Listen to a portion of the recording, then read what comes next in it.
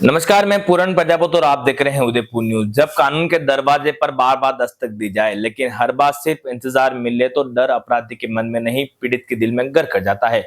उदयपुर की यह कहानी सिर्फ एक नव दंपति के जहर खाने की नहीं बल्कि उन सवालों की है जो सीधे सिस्टम से जवाब मांग रहे हैं।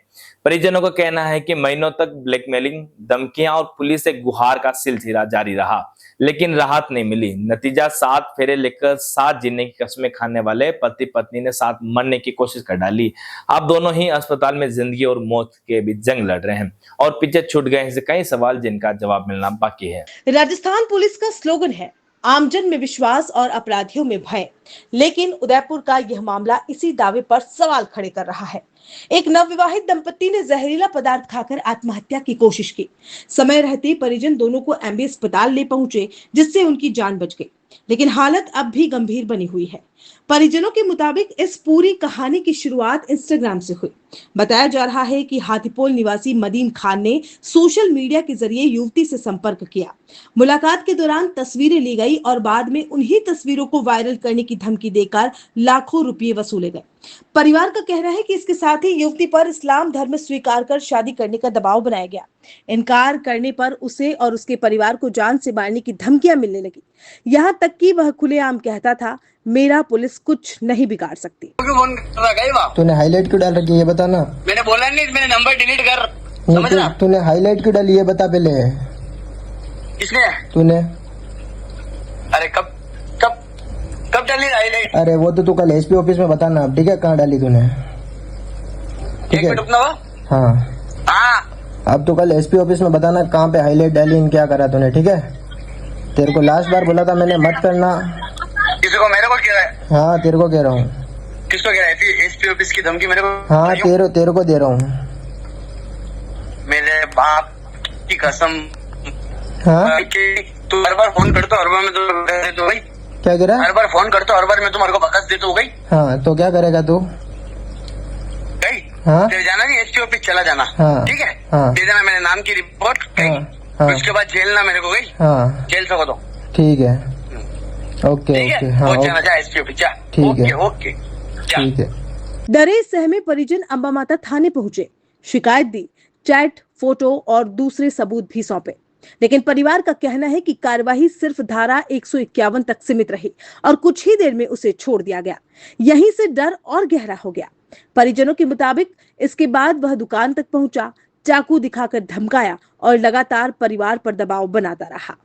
हालात ऐसे बने कि बेटी की शादी शहर से बाहर करनी पड़ी ताकि वह नई जिंदगी शुरू कर सके, लेकिन कहानी यही खत्म नहीं हुई। बताया जा रहा है कि अलग अलग इंस्टाग्राम अकाउंट बनाकर फिर से संदेश भेजे जाने लगे। इस बार निशाने पर सिर्फ युवती नहीं, उसका पति भी था। परिजनों का कहना है कि झाड़ा गणेश जी क्षेत्र में युवती के पति को कुछ युवकों के साथ घेर लिया गया और चाकू मारने की कोशिश की गई। भीड़ जुटने पर सभी वहां से भाग निकले। इस घटना की शिकायत भी पुलिस को सीसीटीवी फुटेज के साथ दी गई। परिवार का कहना है कि इसके बाद भी प्रभावी कार्यवाही नहीं हुई। 1.5 साल पहले सर यूँ देख लो, एक भोजन लड़के के संपर्क में, मतीन खान नाम है उसका, मेरी बच्ची सर इंस्टाग्राम के माध्यम से सर उसके संपर्क में आ गई थी। उसके बाद में सर यूँ देख लो एक दो कुछ उसने फोटो बच्ची के ऐसे खींच लिए। उसके बाद में सर वो बच्ची को रेगुलर सर 1.5 साल से परेशान कर रहा है और बच्ची को सर ब्लैकमेल कर रहा है और बच्ची पे दबाव बना रहा है तो इस्लाम धर्म कबूल करो और मैं मुझसे शादी कर मस्जिद में चल के, नहीं तो तेरे बाप को भी मार दूंगा और तेरी माँ को भी मार दूंगा। पहले भी कन्हैयालाल हत्याकांड हुआ था, जो उस कन्हैयालाल हत्याकांड के उसने धमकी दी थी सर कन्हैयालाल का जैसे गर्दन काटी वैसे तेरे बाप की भी काट देंगे। और अभी सर 2 महीने पूर्व सर मैं यहाँ पे उज्जैन गया हुआ था महाकाल, उसके वो मेरी दुकान पे सर चाकू लेके आया और मेरी छोटी वाली बच्ची को सर डरा धमका के वहाँ पे गया, जिसकी सीसीटीवी फुटेज भी सर मैंने सर पुलिस को दी है ममता थाने में। उसके बाद में सर मेरी बच्ची की शादी तय हो गई थी। 16 फरवरी को मेरी बच्ची की शादी हुई थी। शादी से 1 महीने पूर्व सर 17 जनवरी को मेरे जमीसा सर झाड़ा गणेश जी चौक में मोबाइल का कुछ सामान लेने के लिए जा रहे थे तो ये 5 से 6 जने सर उन्होंने उनको घेर कर उन पे सर चाकू चलाने की कोशिश की, पर वहाँ पे क्या सर थोड़ी पब्लिक इकट्ठी हो गई थी तो वो वहाँ से भाग गए थे वहाँ से। और उसका भी सर सीसीटीवी फुटेज मैंने अम्मा माता थाने में दिया है सर। उससे पूर्व भी मेरी दुकान पे वो चाकू लेके आया। अम्मा माता थाने में सर मैंने रिपोर्ट दर्ज करवाई और उसको 151 में पाबंद करके पुलिस ने उनको छोड़ दिया। और उसके बाद में सर जो ये मुकदमा मैंने सर वापस दर्ज करवाया था, मेरे जवेशा के साथ में चाकू लेके दौड़े थे, तो उसमें भी छोटी मोटी कार्रवाई करके सर वो देख लो उस लड़के को छोड़ दिया। तो उसके चलते उसके हौसले सर इतने बढ़ गए, मतलब वो देख लो वो बागपुरा भी सर वो देख लो कभी 3 दिन पूर्व सर कम से कम 10 से 15 लोगों को लेके हथियार लेके सर वहाँ पे गया था और फोन करके सर मेरे जवैसा को बिल्कुल जान से मारने की धमकी दी। और 1 महीने से तो मेरी बच्ची को और मेरे जवैसा को सर इतने परेशान कर रखे, इंस्टाग्राम पे भी सर हर कैसे फोटो डाल रहा है और बार बार क्या मेरे उनको जवैसा को धमकी दे रहा है कि लड़की के मेरे पास में ऐसे फोटो है और ऐसी रील है, मैं सारी वायरल कर दूंगा और तुम सब तरफ बदनाम हो जाओगे।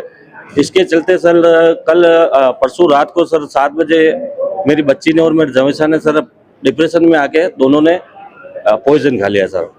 पुलिस ने कोई कार्रवाई नहीं किया? पुलिस ने सर किसी भी प्रकार की कोई ठोस कार्रवाई नहीं की और उनको बार बार सर मैं थाने में भी जाता था, वो देख लो क्या है रोज रोज उठ के आ जाता हो, इस प्रकार का मुझे जवाब दिया जाता था।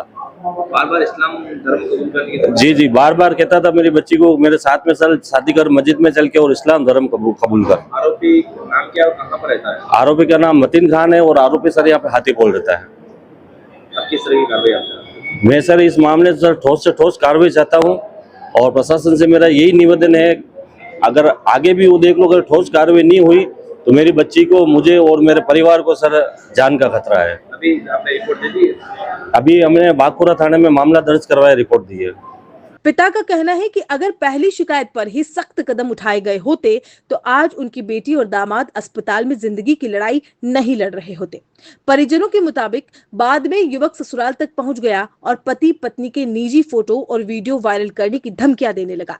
लगातार मानसिक तनाव, डर और दबाव के बीच रविवार को दोनों ने जहरीला पदार्थ खाकर अपनी जान देने की कोशिश कर ली। मैं घर पे रहती थी तो मेरी बच्ची को बार बार परेशान करता था। एक बार मेरी दुकान में चाकू लेके भी आया था, तो बोला, मेरी छोटी वाली गुड़िया बेटी थी तो उसको बोला कि तेरा बाप कहाँ है, बोला तेरे बाप को खत्म करना है। तो फिर गुड़िया ने मुझे आवाज़ लगाई, जब तक वहाँ से भाग गया।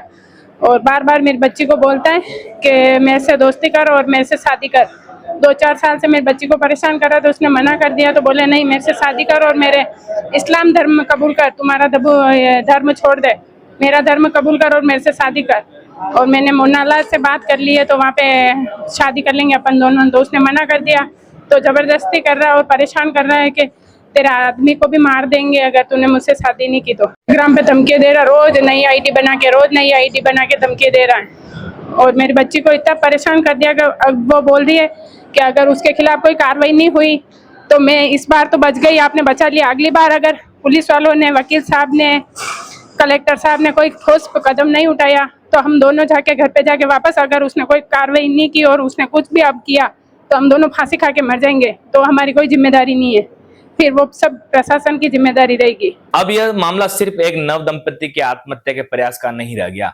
सवाल यह है कि अगर शिकायतें थी, सबूत थे और लगातार धमकियों की जानकारी भी पुलिस तक पहुंच रही थी तो समय रहते प्रभावी कार्रवाई क्यों नहीं हुई? क्या शुरुआती स्तर पर ही सख्ती बरती जाती तो नौबत टाली जा सकती थी? इन सवालों के जवाब अब जांच और पुलिस की कार्रवाई में सामने आएंगे। नमस्कार।